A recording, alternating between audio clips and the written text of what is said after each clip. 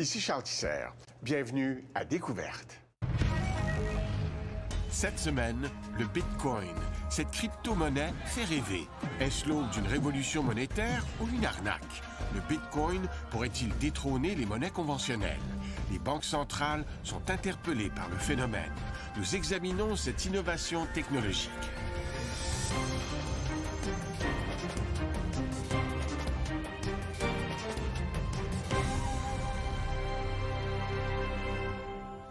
Le Bitcoin, cette monnaie électronique, a fait rêver plusieurs. Il a rendu riche nombre d'investisseurs. Mais produire des bitcoins requiert d'importantes quantités d'énergie. Et le Québec, à cause de son électricité bon marché, se voit offrir l'opportunité de devenir une des capitales mondiales des crypto-monnaies. Découverte s'interroge sur les répercussions et le potentiel de cette innovation.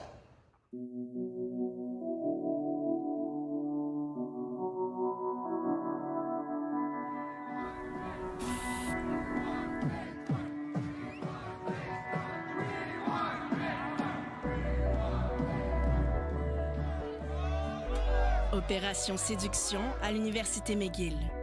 Ces militants distribuent l'équivalent de 3 000 $ en bitcoin pour en faire la promotion. C'était en 2015. Ces bitcoins valent aujourd'hui 40 000 $. Ils proviennent des poches de Francis Pouliot. J'ai décidé de jouer le tout pour le tout dans Bitcoin il y a à peu près 4 ans. Donc, j'ai pas de compte de banque. J'ai une carte de crédit, mais je ne possède pas d'argent de monnaie fiduciaire. Il n'a aucun dollar canadien, que des bitcoins. Une monnaie numérique non pas émise par un État, mais par un réseau d'ordinateurs. Tous peuvent participer à ce réseau, personne ne peut le contrôler. Ce qu'on veut, c'est changer la manière dont les gens conçoivent l'argent. Moi, je pense que c'est un changement de culture et un changement de paradigme.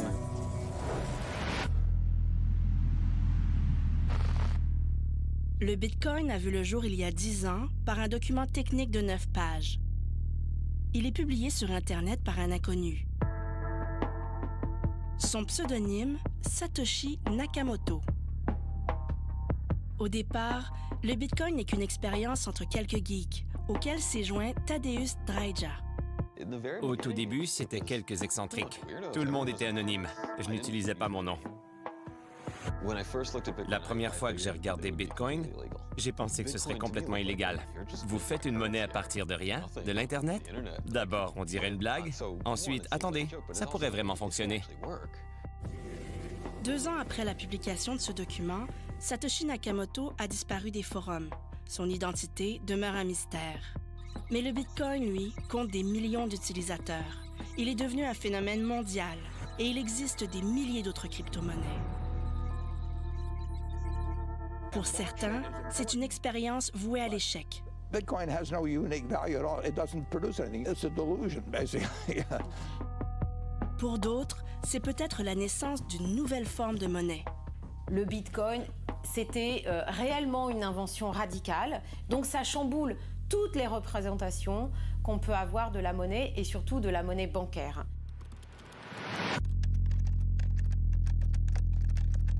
Le Bitcoin, c'est d'abord le rêve des cypherpunks. Un mouvement du début des années 90, des férus de cryptographie.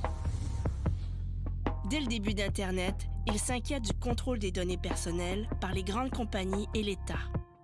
Ils entrevoient les dérives à venir. We face a number of important issues around privacy, safety, and democracy. La plupart sont aussi libertariens, en faveur d'une réduction radicale ou complète de l'État. Ils s'en méfient. Ils défendent la vie privée en construisant des logiciels qui cryptent la circulation des données. Bien employés, ces outils peuvent restituer beaucoup de pouvoir aux gens. Avec des données cryptées, aucun gouvernement au monde ne peut les décrypter. Elles sont protégées par les mathématiques. Peter Todd est l'un des programmeurs les plus influents de la communauté Bitcoin. Il cumule les fonctions de directeur scientifique dans diverses compagnies. Une décennie avant le Bitcoin, dès l'âge de 15 ans, il fréquentait les forums cypherpunk. Avec eux, il cherchait à créer une monnaie numérique, mais qui circulerait sans laisser de traces, comme de l'argent comptant. Pour garantir les libertés individuelles, les cypherpunks ont besoin d'une monnaie sur laquelle les banques et les États n'auraient aucune emprise. ni sur sa valeur, ni sur sa circulation. Nous avons besoin de monnaies numériques décentralisées pour reprendre le pouvoir de ceux qui pourraient nous opprimer. Visa et Mastercard sont très inquiétants. Un petit nombre de personnes exercent un contrôle incroyable sur des économies entières.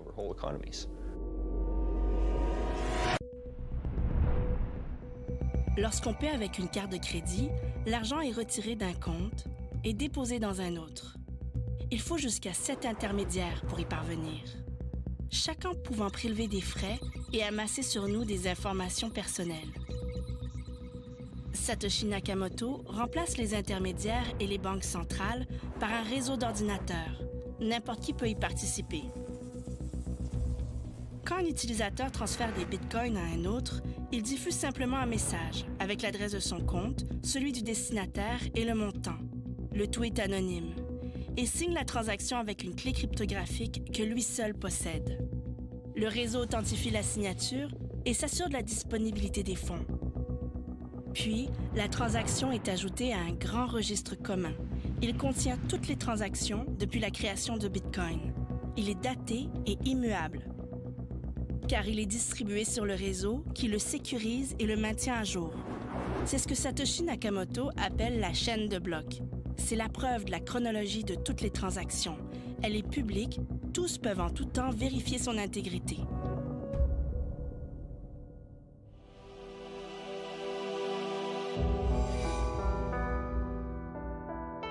Pour la première fois de l'histoire, la monnaie circule instantanément, sans frontières, sans intermédiaire.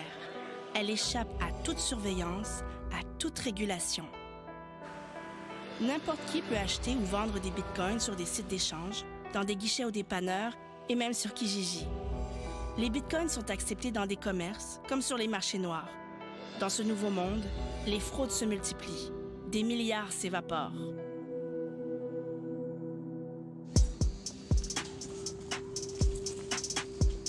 Odile Lakomski-Laguerre est une spécialiste des théories de la monnaie et bancaire.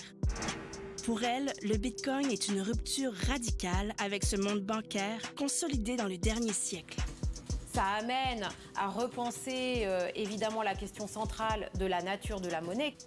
En gros, dans l'histoire des monnaies, on aurait eu plusieurs étapes. La monnaie métallique qui est restée une très très longue période en fonctionnement. Ensuite, la monnaie bancaire. Et puis, le Bitcoin ou les crypto-monnaies de façon générale pourraient être les monnaies du futur. Satoshi Nakamoto a aussi laissé un logiciel, celui qui aujourd'hui régit les ordinateurs du réseau Bitcoin. Il a rendu le code de ce logiciel public, ouvert. Ce code est à présent entre les mains de quelques centaines de programmeurs passionnés, des anarchistes, des libertariens, des indignés, parfois anonymes, souvent bénévoles. Ils sont responsables de la sécurité du Bitcoin et de son développement. Ça m'apporte peu si le Bitcoin remplace toutes les monnaies fiduciaires. D'autres personnes y tiennent. Nous pouvons quand même collaborer au succès du Bitcoin, même si nos objectifs diffèrent. Aucun de ces programmeurs, seul, n'a les moyens de modifier le code, le fonctionnement du Bitcoin. Si je travaille chez PayPal et que je veux modifier PayPal, tout ce que j'ai à faire, c'est de convaincre quelques collègues. Je peux faire des changements sur un coup de tête. Avec Bitcoin, c'est le contraire. Chaque modification à Bitcoin, aussi petite soit-elle, doit faire consensus pour être adoptée. C'est le fruit de longs débats en ligne. La grande partie de la discussion, que ce soit sur les changements de fonctionnalité dans Bitcoin qu'on veut faire, les standards qu'on veut mettre en place pour l'économie, la revue de pair, tout ça, ça se fait sur les médias sociaux. En étant décentralisé, Bitcoin se construit pour résister contre les États.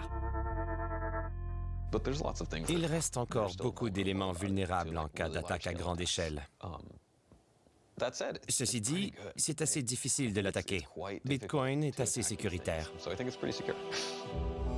À ce jour, personne n'a encore réussi à déjouer les mesures de sécurité de Bitcoin. Le réseau gère près de 100 milliards de dollars en capitalisation. Mais c'est peu en comparaison avec la capitalisation de l'or ou de l'ensemble de la masse monétaire. Tout l'argent de Francis Pouliot est sur ce micro-ordinateur. Il lui sert de coffre-fort. Aucune banque ne le protège en cas d'oubli de mot de passe ou de fraude. C'est un sentiment de liberté assez phénoménal qu'on a de savoir que en aucun cas, en aucune circonstance, est-ce que quelqu'un peut m'empêcher d'avoir accès à mon argent sans mon consentement. C'est temps de repartir avec le full monde.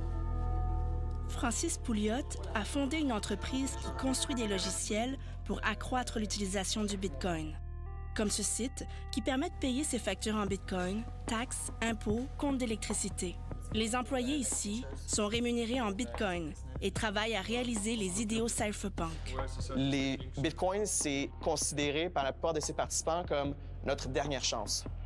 Notre dernière chance d'avoir un système monétaire et financier qui soit alternatif à celui des banques centrales et alternatif à celui des réseaux centralisés d'Internet. Durant la majeure partie de l'histoire, la confiance envers les monnaies a été garantie par les puissances et les États. On a confiance dans la monnaie parce qu'on sait que même si le système bancaire est en difficulté, les États sont quand même derrière pour assurer la pérennité des systèmes de paiement. On l'a vu à l'occasion des différentes crises et notamment de la dernière crise de 2008. Or, pour le Bitcoin, il n'y a aucun filet. Un bug informatique, une perte de foi des utilisateurs, n'importe quoi pourrait réduire le Bitcoin à une simple succession de 1 et de 0. L'unité Bitcoin dans le réseau ne vaut absolument rien à moins que je la valorise. Quand tu choisis de mettre ta richesse en Bitcoin, tu fais un pari. Et tu fais un pari que les autres vont aussi spontanément décider de mettre leur argent dans Bitcoin. Pour bâtir cette confiance, ce qu'il propose, c'est de conférer numériquement au Bitcoin certaines des propriétés de l'or. Le Bitcoin aspire à devenir l'or numérique, l'or du nouveau millénaire.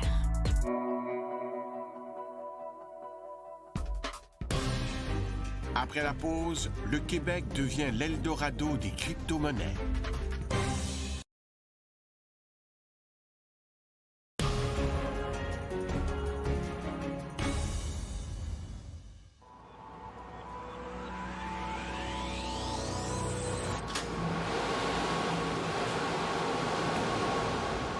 Ces milliers de processeurs sont en train d'authentifier les transactions de Bitcoin, jour et nuit, sans arrêt.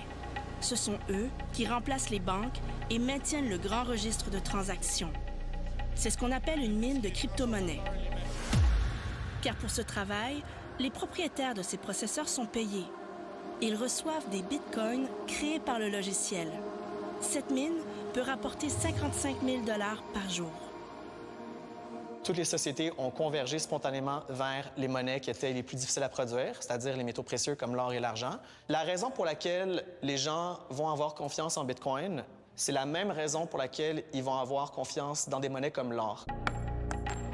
La rareté du Bitcoin est déterminée par son logiciel. Il fixe le rythme auquel les Bitcoins sont créés. Et plus le temps avance, plus difficile il sera d'en miner. À Dijon, Ludovic Desmet est un expert de l'évolution des techniques et théories monétaires. Dans le projet des crypto-monnaies, il y a un alliage assez étonnant entre la technique la plus aboutie, digitalisée, etc., et certains archaïsmes. On invoque chez les supporters de ces techniques la bonne vieille pelle et la pioche du mineur qui va au fond de sa galerie pour extraire quelque chose qui est naturel et qui n'est pas pollué par ni les banques, encore une fois, ni l'État. L'essor des crypto-monnaies provoque le boom mondial d'une nouvelle industrie. Au Québec, l'entreprise Bitfarms est devenue un des poids lourds du minage de crypto-monnaies en moins d'1 an, grâce au flair de Pierre-Luc Quimper. Nous, on avait la chance d'être un des premiers au Québec à s'installer, donc c'est pour ça qu'on a pris l'avantage qu'on pouvait. On a sécurisé toute l'énergie qu'on pouvait pour notre expansion dans les prochaines années. La matière première de ces mines, c'est l'énergie. C'est elle qui garantit l'intégrité du registre à la place des banques. Ce que le Bitcoin a fait, c'est de contourner toutes ces banques en liant les données à de l'énergie, au lieu d'avoir une personne qui cautionne le registre. Parce que de l'énergie, ça se mesure. On peut prouver mathématiquement que de l'énergie a été consommée pour valider une donnée. Avec Bitcoin, on a décidé que l'état du registre accepté, c'est celui pour lequel le plus d'énergie a été consommée. Tous ces processeurs sont engagés dans une compétition mondiale. Toutes les 10 minutes, un nouveau bloc de transaction est en jeu. Les processeurs s'affrontent pour résoudre une énigme mathématique conçue pour les faire calculer, pour brûler de l'énergie. Le premier à la résoudre obtient le droit d'ajouter les transactions au registre et remporte les bitcoins minés. Comme aucun des participants ne peut résoudre à tout coup ce problème, personne ne peut prendre le contrôle du registre. Il faut comprendre que le minage, c'est l'activité la plus concurrentielle sur la planète. Et chaque avantage que tu peux avoir sur les autres mineurs va se traduire directement en plus de profitabilité. Dans les premières années, n'importe qui pouvait participer au réseau. Il suffisait pour cela d'un ordinateur personnel. Puis, pour soutenir la compétition, les mines sont devenues plus grosses et les processeurs ultra spécialisés. L'économiste néerlandais Alex de Vries est un des premiers à s'être penché sur la consommation énergétique du Bitcoin. Je voulais sensibiliser les gens à cette situation. Je pense que c'est important. Nous utilisons beaucoup d'énergie par transaction. Et les utilisateurs moyens de Bitcoin ne verront jamais ce qui se passe en coulisses.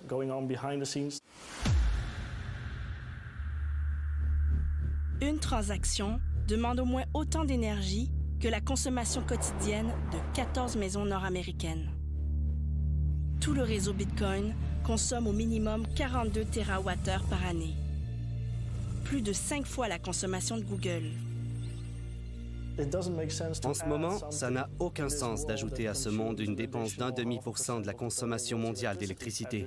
Car si l'usage du Bitcoin augmente, cette consommation aussi. C'est la mauvaise voie.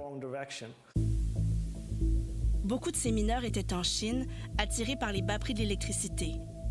Mais en 2017, le gouvernement chinois leur a fermé ses portes, invoquant les risques financiers potentiels et la demande énergétique excessive. Au même moment, la valeur du Bitcoin culmine à plus de 25 000 $. Tout le monde veut miner des Bitcoins et cherche davantage d'énergie.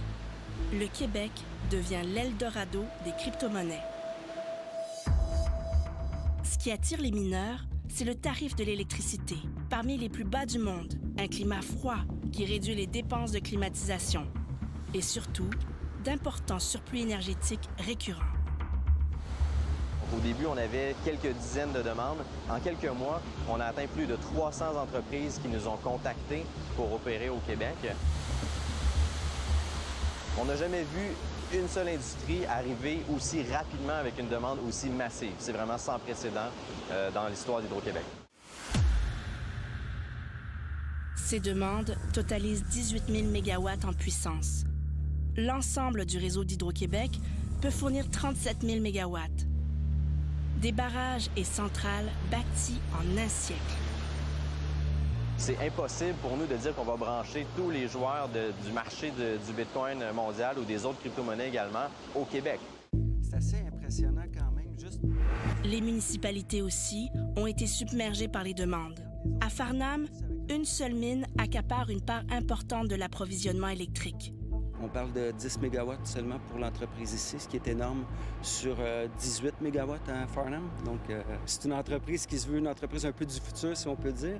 Et moi, qui est environnementaliste, je trouve que c'est un recul au niveau de la dépense énergétique. En un an, 5 mines de crypto-monnaies se sont installées dans la région.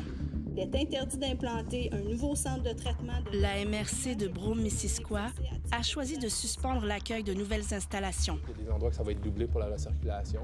Mais pour Sherbrooke, c'est une occasion en or. Ici, dans l'ancienne usine de bâtons de hockey Sherwood, Bitfarms développe d'immenses mines, 10 fois la taille de celle de Farnham. Un revenu potentiel pour la municipalité de 40 millions de dollars par année. C'est vraiment un gros projet qui s'en vient ici à Sherbrooke. On va se positionner en tant qu'un des leaders mondiaux, c'est sûr.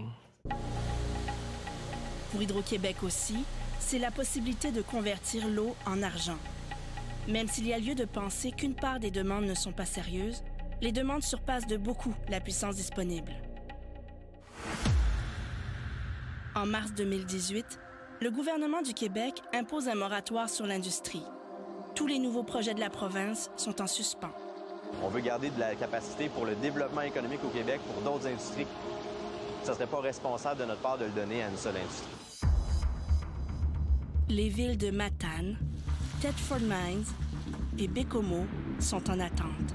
Elles ont des occasions de faire revivre des bâtiments abandonnés par les industries passées et elles craignent de les manquer. Les opportunités pour Bécomo, c'est majeur. Pourquoi pas maximiser les installations? Pourquoi pas créer des emplois dans un territoire qui en a grand besoin, une ville qui se dévitalise depuis plusieurs années, pour relancer l'économie de la Côte-Nord? Mais depuis le moratoire, la situation change. Le cours du Bitcoin est en chute libre. Au point où presque partout au monde, le coût en électricité pour miner un Bitcoin dépasse sa valeur. Les mines ferment massivement. Cette volatilité est la conséquence d'avoir une monnaie entièrement soumise aux demandes du marché, sans banque centrale pour ajuster la quantité de monnaie en circulation.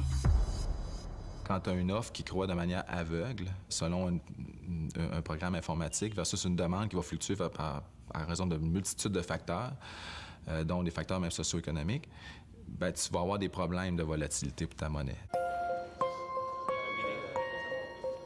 Hendrix Vachon a déjà été désigné meilleur prévisionniste du marché des monnaies selon l'agence Bloomberg.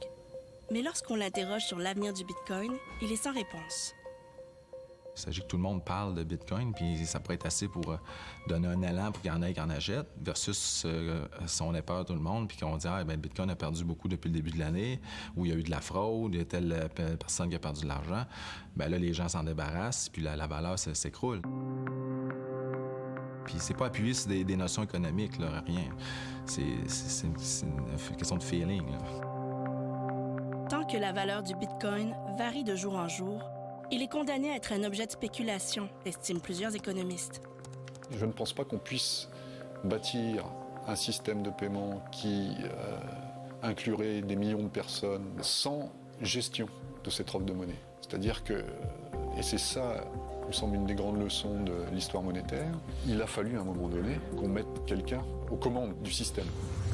L'espoir est que, comme pour l'or, la valeur du Bitcoin se stabilise avec le temps. Mais pour plusieurs, le Bitcoin n'est qu'un début. Une première ébauche de la crypto-monnaie du futur. Après la pause, au-delà du Bitcoin, les promesses des chaînes de blocs.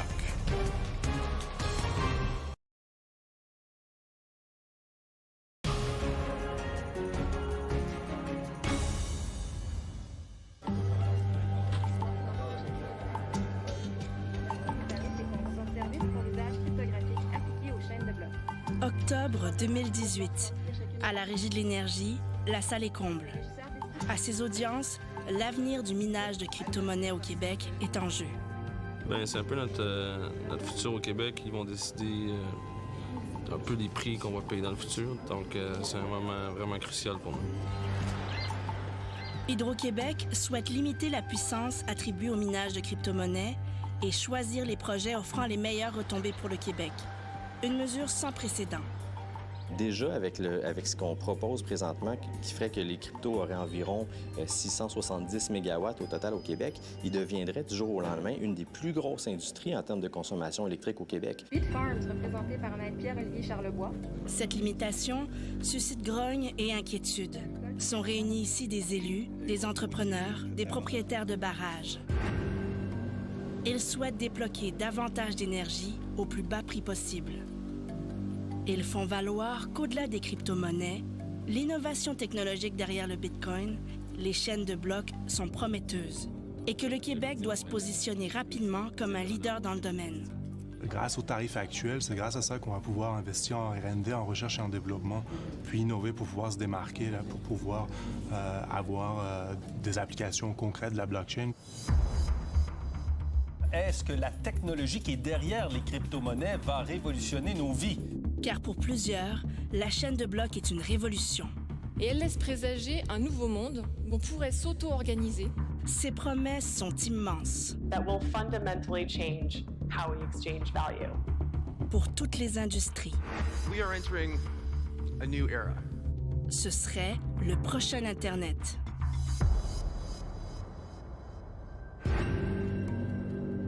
Une fièvre dont les origines sont canadiennes. Le Torontois Vitalik Buterin, à 19 ans, crée l'Ethereum.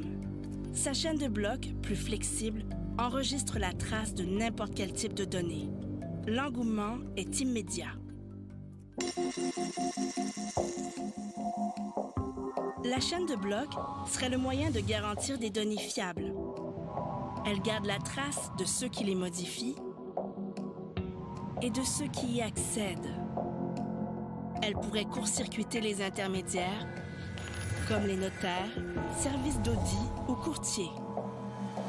Elle pourrait sécuriser des données personnelles, médicales, gouvernementales ou issues d'objets intelligents.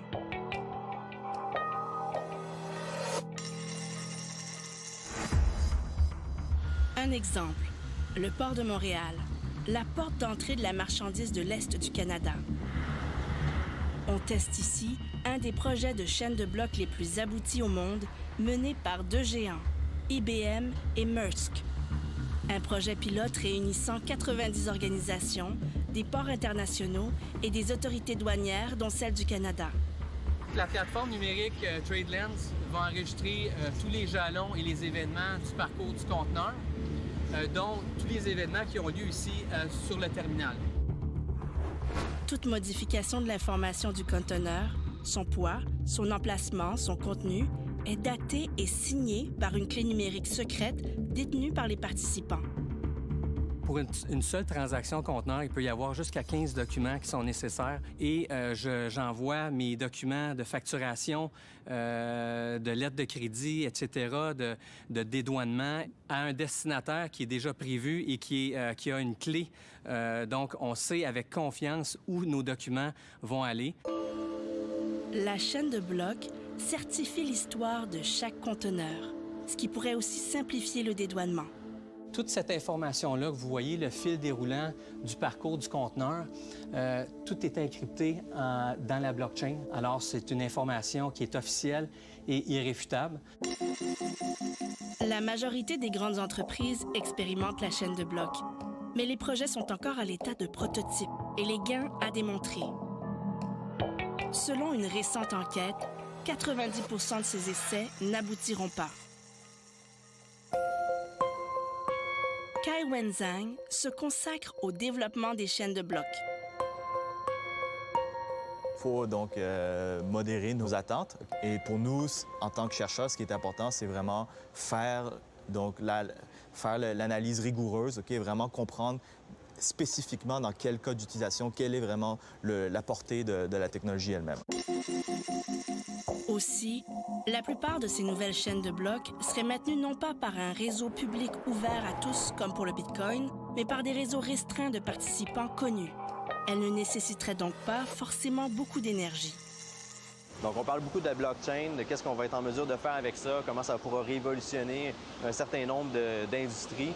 La blockchain comme telle, aujourd'hui, la demande, c'est majoritairement, à plus de 90 % le minage de crypto-monnaies. Pour le moment, la principale application des chaînes de blocs, ce sont les crypto-monnaies. Au Salon de la crypto à Montréal, se réunissent les passionnés et les nouveaux joueurs de cette industrie naissante. N'importe qui peut, à présent, en quelques instants, créer une crypto-monnaie et la vendre. Il en existe des milliers. Elles font l'objet d'une spéculation grisante. Difficile de discerner les projets sérieux des arnaques. Et les encadrements réglementaires sont faibles. Le site Deadcoins recense à ce jour près de 1000 crypto-monnaies disparues.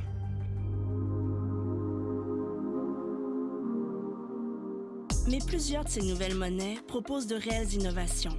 Une forme de recherche pour créer des crypto-monnaies plus efficaces et plus rapides que le Bitcoin.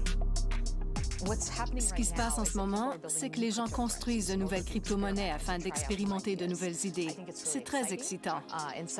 Elles compétitionnent les unes contre les autres et on va découvrir lesquelles l'emporteront. Neha Narula est la directrice du Digital Currency Initiative au MIT à Boston. Ce laboratoire est dédié au développement des crypto-monnaies.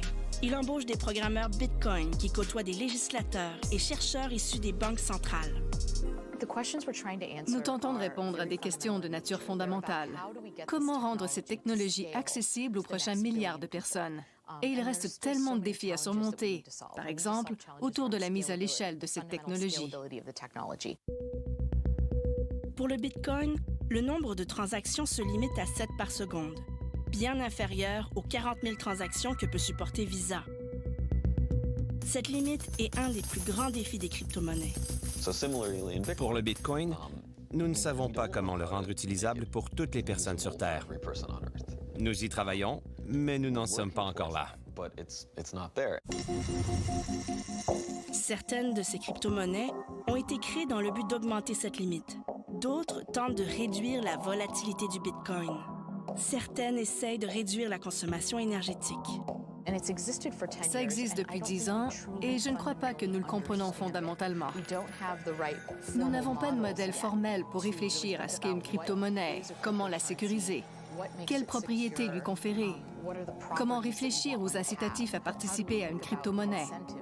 Alors, dans le monde universitaire, nous retournons à ces questions de base. Je crois qu'il y aura de plus en plus de crypto-monnaies et qu'il y aura davantage d'expérimentation. Les résultats des audiences sont attendus sous peu. Le Québec est appelé à être un producteur majeur de ces crypto-monnaies et ainsi participer, peut-être, au début d'une nouvelle compétition monétaire mondiale.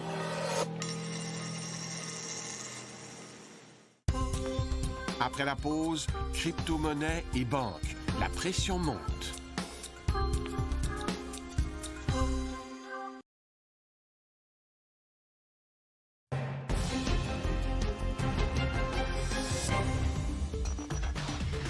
How do you trade with Bitcoin in Africa? We have the answers.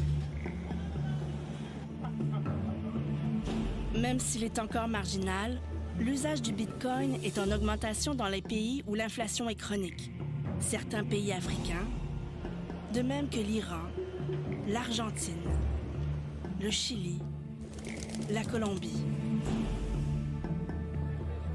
Au Venezuela, l'inflation a atteint 1 million de % en 2018. La valeur du bolivar fond à grande vitesse. La population est appauvrie, désespérée. Il est difficile et cher de mettre la main sur de l'argent américain.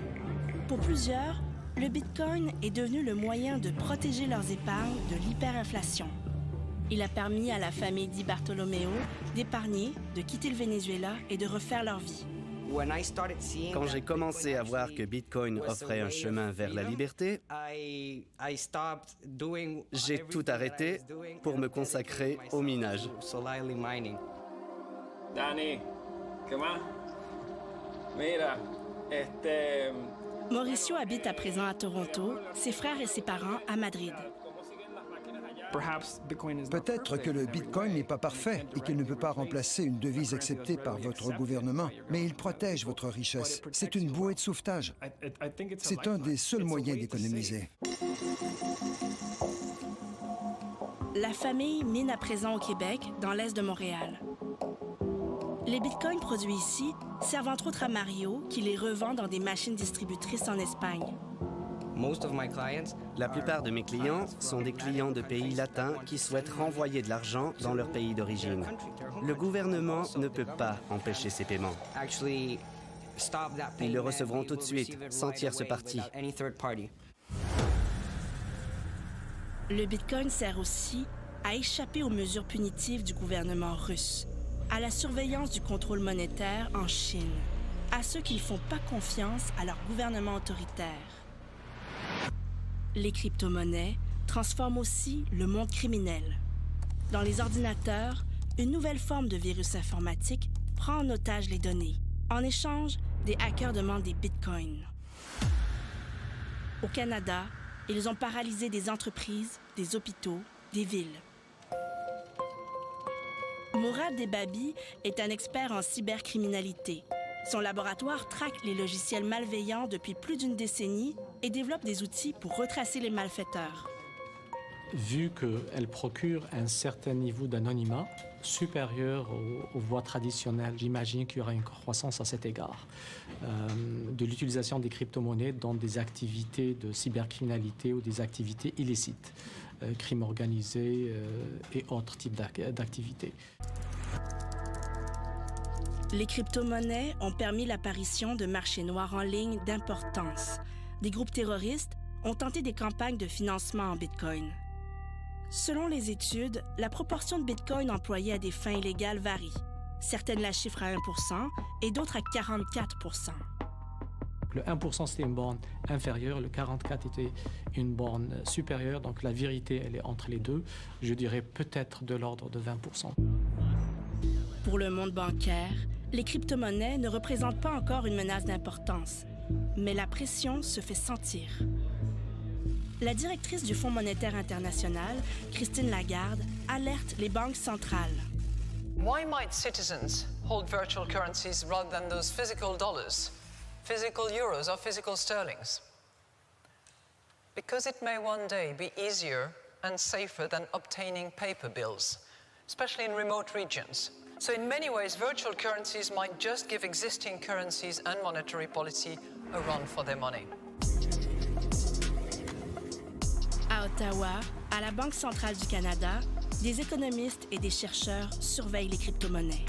Ils étudient leur potentiel et leur utilisation au pays sous la supervision de la première sous-gouverneure, Caroline Wilkins. Si jamais beaucoup de monde utilisait le Bitcoin et pas le dollar canadien, on aurait un problème comme une banque centrale à avoir une politique monétaire domestique qu'on pourrait contrôler. Et ce serait un problème. La Banque centrale expérimente avec les technologies du Bitcoin afin de tenter de faciliter les paiements interbancaires et sur les marchés boursiers.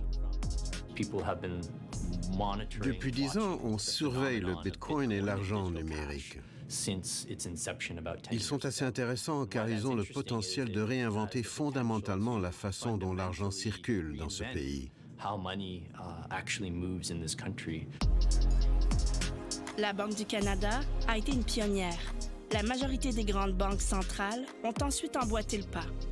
L'invention a démarré quelque chose qui va mener à un changement dans le système. On va encore avoir certains intermédiaires, c'est sûr, et probablement des banques, mais les joueurs, les participants vont changer et j'espère que ça va mener à des changements de plus d'efficacité. Pendant ce temps, les défenseurs des crypto-monnaies bâtissent ce nouveau monde monétaire et construisent des services, des applications. Mais, à certains égards, ce système parallèle ressemble de plus en plus au vieux monde bancaire. Je suis assez persuadée que l'écosystème Bitcoin finira par recréer des intermédiaires ou des formes de centralisation. Quelques sites contrôlent la majorité des échanges de crypto-monnaies. D'autres permettent d'héberger les crypto-monnaies et font des prêts, comme des banques. Regardez à quel point la plupart d'entre eux sont distribués. C'est presque le contraire de la vision originale du Bitcoin. Par exemple, 3 ou 4 entreprises de minage contrôlent à peu près tout le réseau. Alors en quoi est-ce différent que d'avoir 3 ou 4 banques qui contrôlent un réseau? C'est presque identique.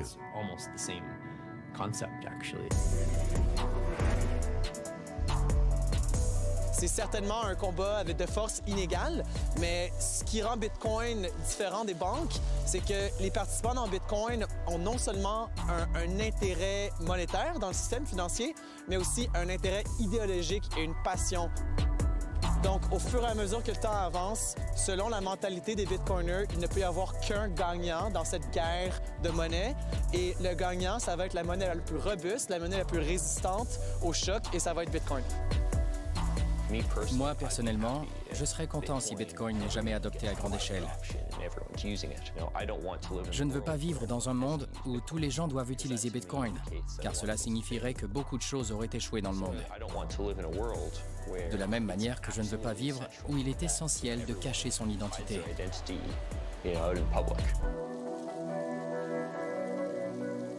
Ça peut très bien péricliter, ça peut très bien être réfréné par les États qui voient une menace essentielle sur le système bancaire.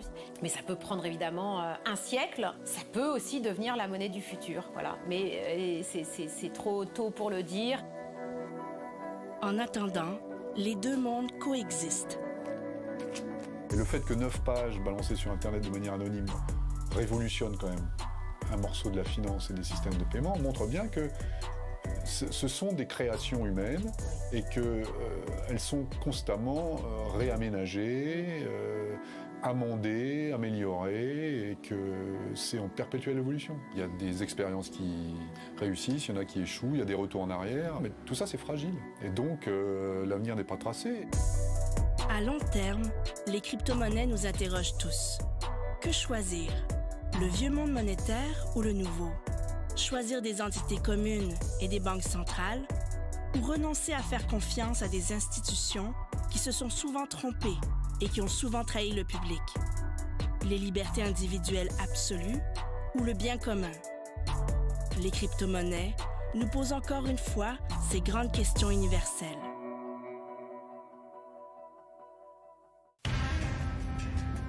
Après la pause, le vélo équitable. Un aperçu.